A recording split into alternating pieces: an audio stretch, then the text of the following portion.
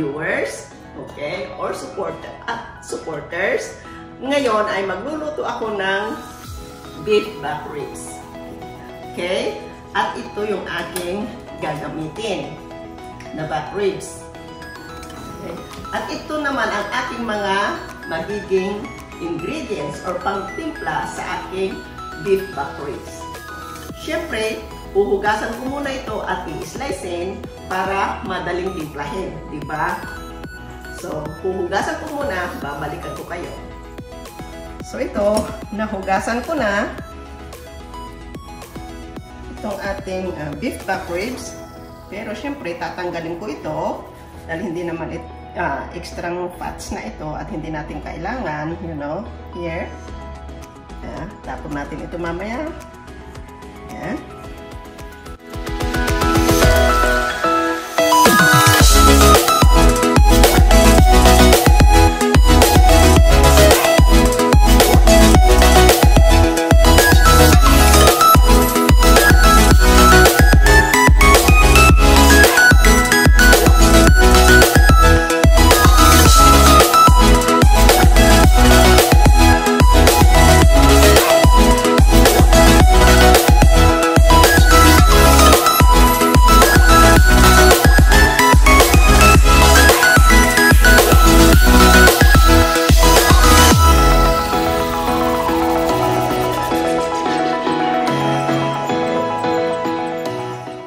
Na-slice ko na at nahugasan na, diba? So, kailangan i-dry muna natin ng konti. Let it dry using paper towel or a piece of paper towel. Yeah, para mas lalo niyang ma-absorb yung seasoning.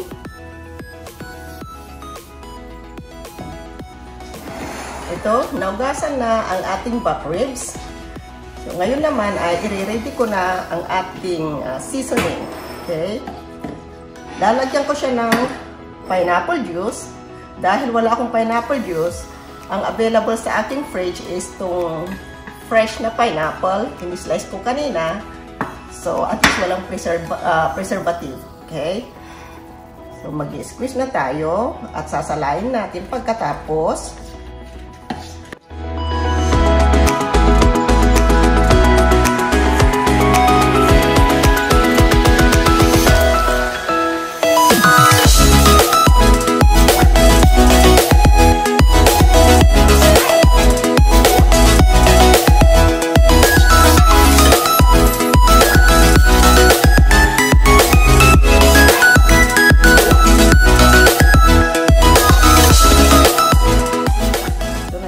Squeeze na pineapple.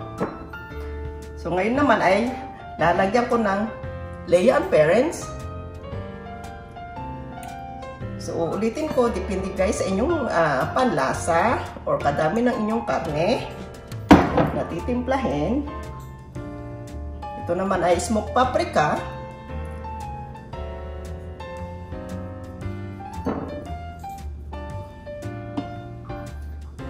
Of course, lagyan din natin ng black pepper or durog na paminta.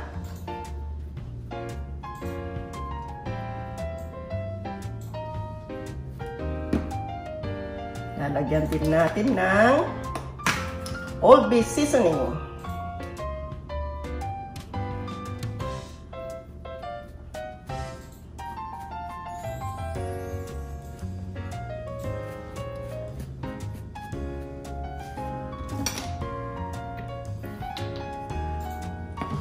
At lalagyan ko ng konting sriracha.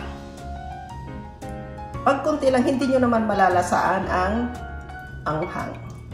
Halos wala lang. Tapos haluin natin mabuti.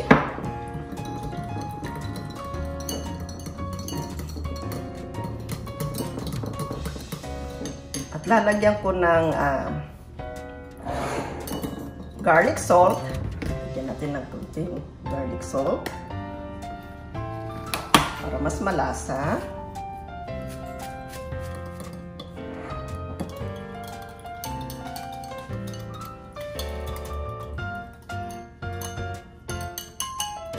Ibuhos na natin sa karne.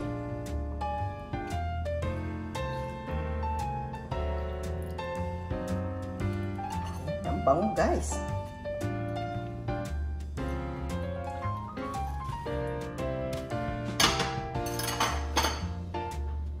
Ngayon, siguraduhin din natin na lahat ng parte ng beef back ribs ay may seasoning.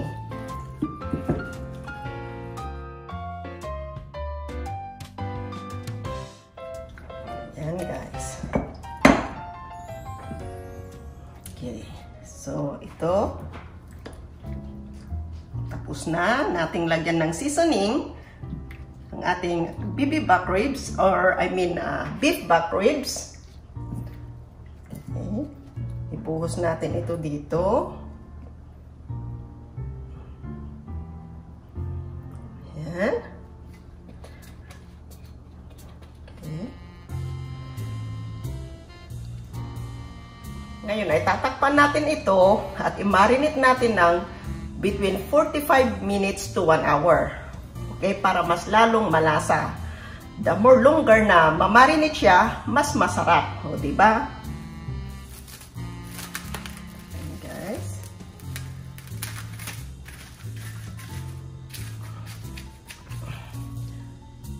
Habang inaantay natin mamarinate yung beef back ribs, gagawa naman na ako ng sauce na pang-brush ko or pag-a-apply ko pag malapit ng maluto yung back ribs. Okay? So, ito ang aking mga gagamitin. Lagyan natin ng kunting honey.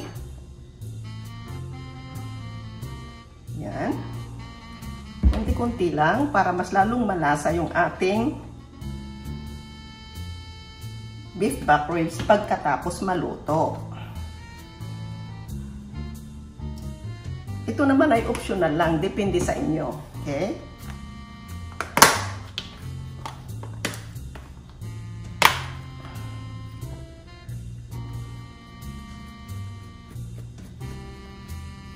Okay, ito ay Old Bay. Okay, ito yung gamit kong honey, smoked paprika, black pepper, at syempre, hindi mawawala si Leyan Parents.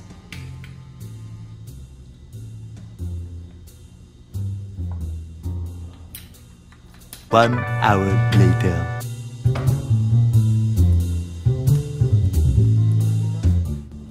Okay, so ito, pagkatapos ng 1 oras or 1 hour, ito na yung itsura ng ating beef back ribs. Okay. So ngayon ay lulutuin ko siya ng 350 degree. Try natin ang 40 minutes. Okay? Siyempre, from time to time, check natin. Baka nasusunog na. Diba? So, iyon. So, ngayon, i-preheat ko na itong aking air fryer.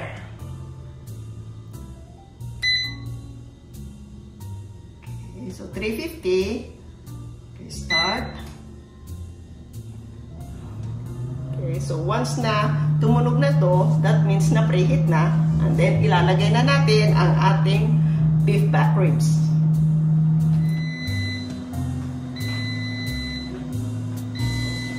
Okay, yan ay na-preheat na. Okay, so lulutuin ko ng 40 minutes. Try natin at 350 degree. Yun. Okay. Sorry, maingay. So, surihan muna natin.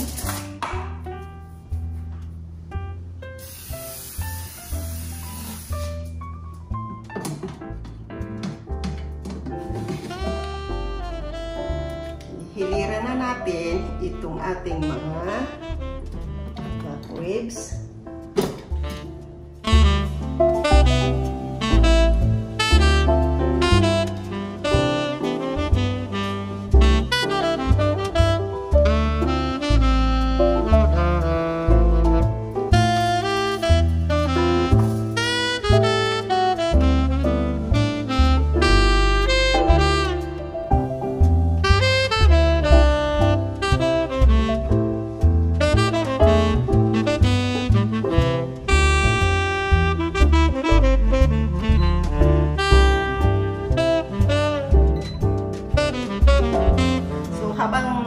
naantay ko na maluto yung aking beef back ribs, maghuhugas muna ako ng lettuce. Eh dahil kakainin ko yung aking back ribs or beef back ribs na may kasamang lettuce. So siya, okay?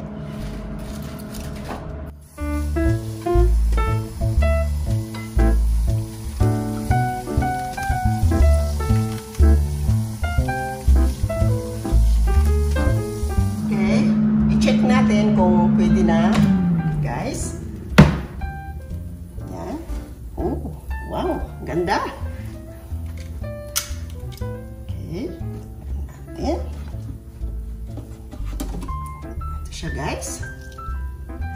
Oh, di ba? Mukhang malapit ng maluto. So ngayon, ang gagawin ko ay yung tinimpla ko kanina. I-brush natin ngayon sa ibabaw ng beef back ribs. Oh, luto na. Sumasama na, guys. Para bang, okay, I'm ready. Kainin na. Yan. Guys, ang bango. Dahil siguro sa pineapple juice. Okay. Yan. Tapos ibalik natin ng another maybe 3 to 5 minutes, guys. Kasi mukhang luto na siya. Titignan natin yung kabila naman. Kung anong itsura. Nang malagyan din natin ng pineapple.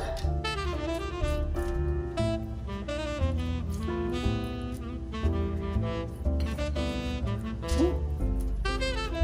Now I feel hungry.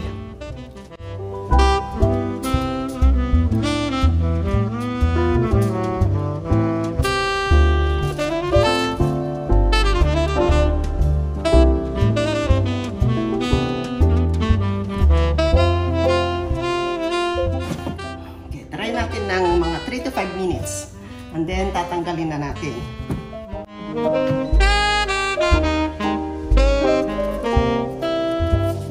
So, check na natin. I think pwede na. Or luto na.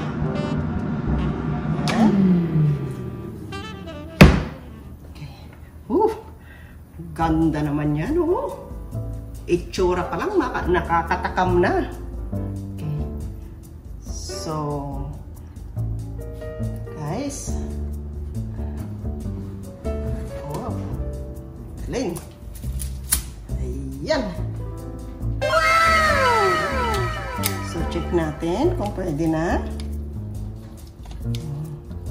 Ayan. Okay. So, I think okay na siya.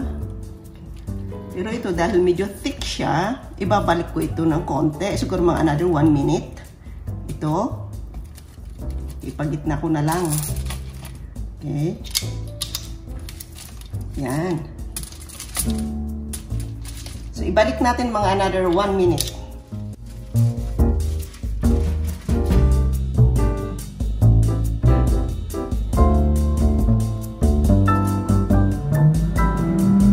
So, ngayon ay check natin kung pwede na talaga. Kung ready na talaga siyang kainin.